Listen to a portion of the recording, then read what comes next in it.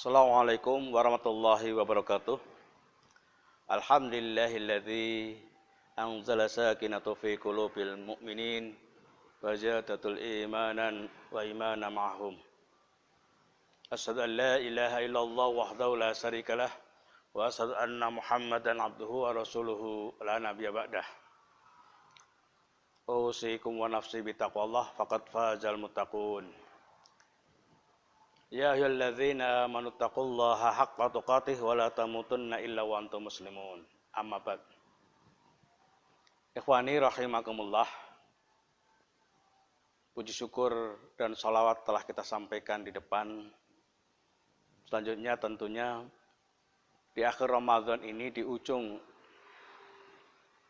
bulan Ramadan, bagaimana para sahabat yang dicontohkan oleh Rasulullah SAW meningkatkan taqarrub kepada Allah Subhanahu wa taala, menjaga amal perbuatannya di hadapan Allah Subhanahu wa taala. Sebagaimana yakni Ali bin Abi Thalib ketika di ujung akhir Ramadan memasuki yakni awal Syawal atau di bulan Idul Fitri, berdoa kepada Allah Subhanahu wa taala, menyatakan kepada Allah Subhanahu wa taala, mengucapkan selamat siapa saja yang amal perbuatannya diterima oleh Allah Subhanahu wa taala, dan mengucapkan belasungkawa amal perbuatannya ditolak oleh Allah Subhanahu wa taala. Inna fa hadza maqbulun fa annahu hani'un wa man hadza mahrumun hazi'un. Selamat mereka bagi orang-orang yang diterima amal perbuatannya oleh Allah Subhanahu wa taala. Semoga dia berbahagia. Dan siapa-siapa saja yang ditolak amal perbuatannya oleh Allah Subhanahu wa taala, maka kami ucapkan belasungkawa. Itu yang diucapkan oleh para sahabat, para ulama salafus saleh ketika di ujung akhir Ramadan. Dia gundah gulana, sedih, memikirkan amal perbuatannya, yakni amal-amal soleh di bulan Ramadan itu diterima oleh Allah Subhanahu wa taala tidak. Yakni di mana amal-amal perbuatan itu jadi harapan kehidupan bagi mereka. Allah Subhanahu wa taala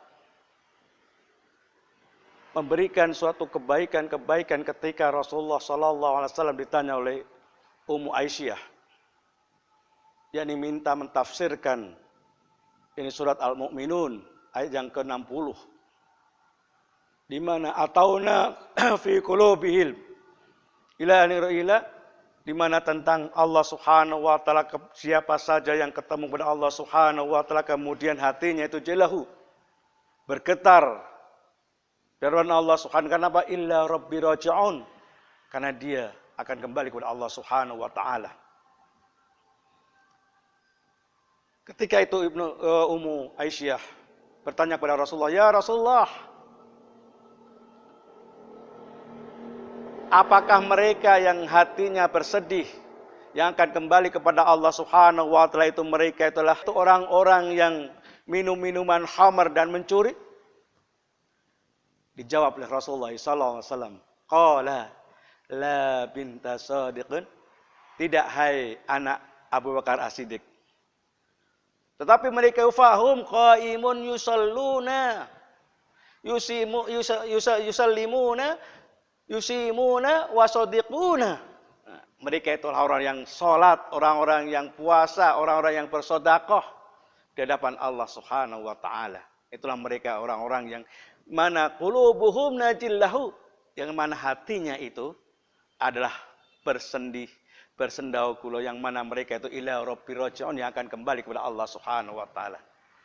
Maka yang dipersembahkan oleh para sahabat ketika dia persembahkan itu tentunya persembahan-persembahan yang mana difikirkan sejauh mana kualitas amal perbuatannya di hadapan Allah Subhanahu wa taala. Itu di ujung Ramadan.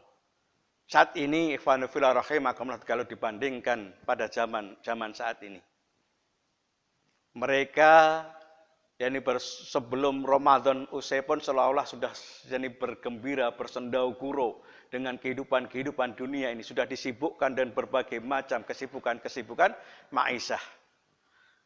Kesibukan kerja, kehidupan duniawi tanpa dilandasi dengan berpikir kepada Allah Subhanahu wa taala.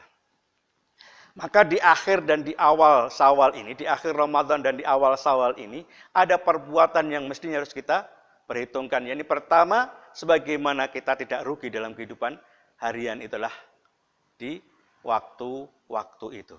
Amanu wa amilus saleh. Amanu adalah merupakan mengokohkan keimanan kita kepada Allah Subhanahu wa taala atas bagaimana keimanan ini bisa diterima oleh Allah Subhanahu wa taala. Sehingga mereka yang dipersembahkan ini benar-benar dengan sebuah keimanan yang kokoh di hadapan Allah Subhanahu wa taala.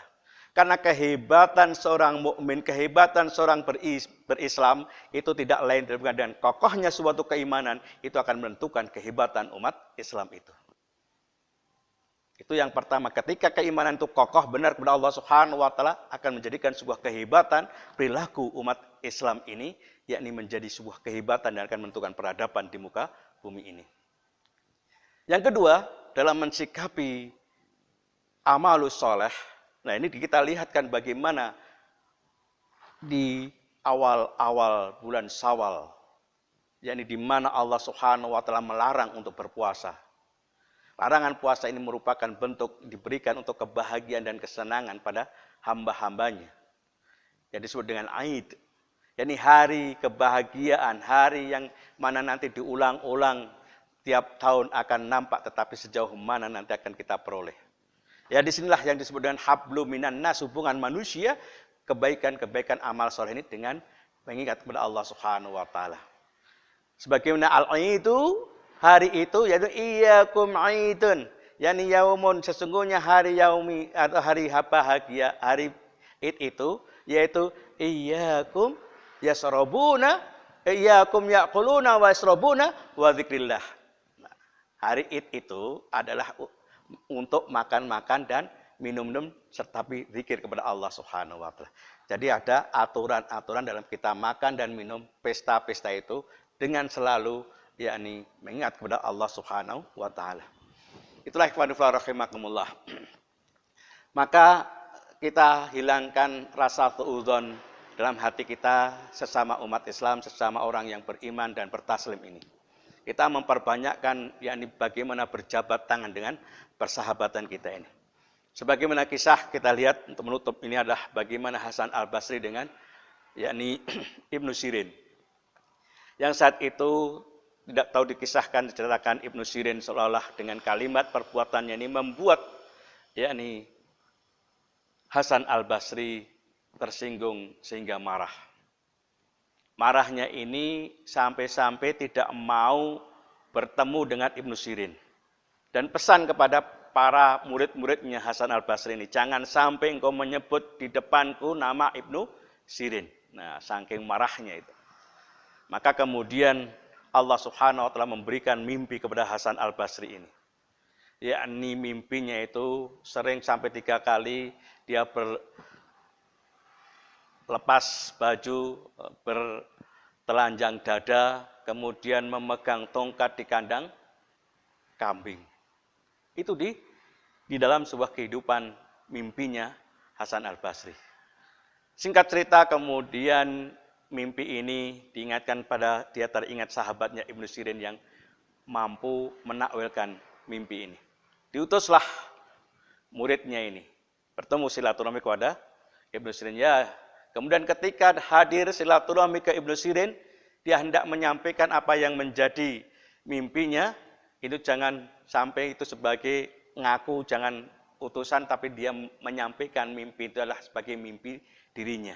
Dia sampaikan kepada Ibnu Sirin tentang dia telah mimpi telanjang dada di tengah-tengah kandang ataupun yakni kandang kambing itu dengan memegang tongkat. Nah, Ibnu Sirin tertawa, bersenyum. Ya akhi, kembalilah dan sampaikanlah kepada yang mengutusmu.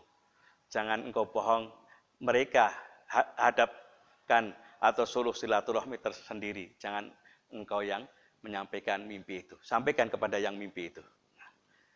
Kemudian sampaikan pada Hasan al-Basri. Hasan al-Basri terkejut. Loh, tahu toh?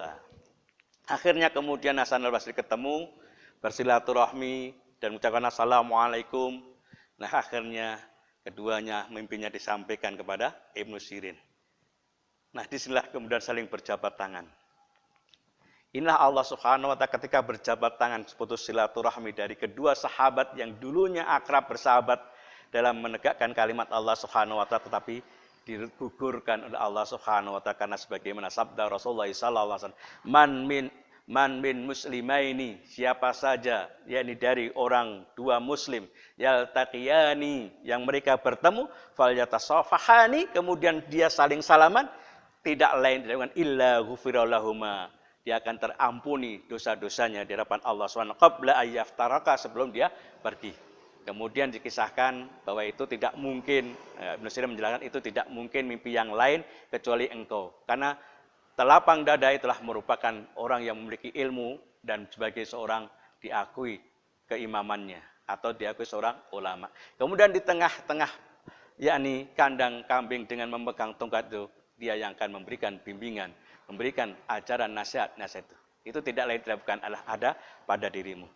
Itulah yang disebut dengan salah satu amal soleh. Maka bentuk amal soleh apapun jangan kau ringankan.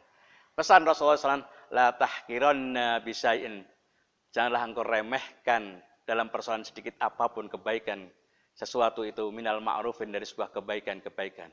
Man tatakallamu akhaka, jikalau engkau bertemu dengan saudaramu dengan kalimat-kalimat kepada saudaramu, jangan selalu dengan kalimat yang baik. Wa huwa ma'rufun, itulah kebaikan. Nah, itu rahimahullah dua hal paling tidak contoh bagaimana para sahabat ketika di ujung Ramadan dengan mengkokohkan keimanan kepada Allah Subhanahu wa taala, kemudian beramal soleh, yakni di awal bulan Syawal dengan kebaikan-kebaikan itu, saling memaafkan, saling memberikan kebaikan-kebaikan dengan hati yang ikhlas dan remah, sehingga akan menjadikan amal soleh itu selalu ingat kepada Allah Subhanahu wa taala. Dengan pesta, di mana pesta makan-makan itu, yakni maka Allah melarang untuk berpuasa, untuk memberikan kenyamanan dan kenikmatan, mudahnya din agama Allah Subhanahu wa taala yang seolah di bulan Ramadan itu begitu berat, tetapi di awal Syawal merupakan kenikmatan, kemudahan yang diberikan oleh Allah Subhanahu wa taala. Demikian, mudah-mudahan kita dijaga amal kebaikan kita ini di ujung akhir Ramadan dan di awal Ramadan ini dengan yakni amanu wa amilus saleh. Iman, yakin kepada Allah Subhanahu wa taala dengan amal-amal soleh di hadapan Allah Subhanahu wa taala kita, sehingga diterima yakni puasa kita, salat kita, amal kebaikan kita di hadapan Allah Subhanahu wa taala. Akhirul kalam, subhanakallahumma bihamdika asyhadu an la ilaha illa anta astaghfiruka wa atubu ilaik. Wassalamualaikum warahmatullahi wabarakatuh.